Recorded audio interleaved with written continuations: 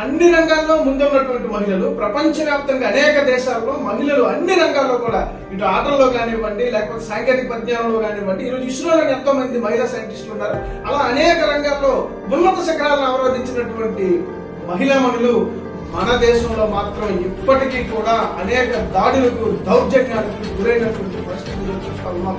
దీనికి కారణం ఎవరు?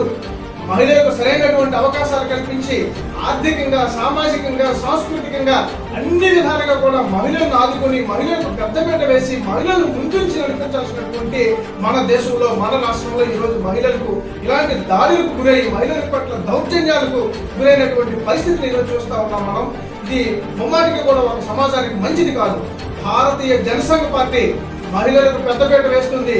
మహిళలకు ఉపాధి అవకాశాల్లో కానీ, పారిశ్రామిక రంగంలో కానీ, రాజకీయంలో కానీ, ఉద్యోగాల్లో కానీ ఏ అంశాల్లో కూడా మహిళలను ముందుంచి మహిళలకు పూర్తి అవకాశాలను కల్పించి మహిళల యొక్క అభివృద్ధిని, మహిళల యొక్క అభ్యున్నతిని ప్రధానాంశంగా తీసుకొని భారతీయ జనసంఘ పార్టీ ముందుకు వెళ్తుందని చెప్పేసి నేను తెలియజేస్తా ఉన్నా.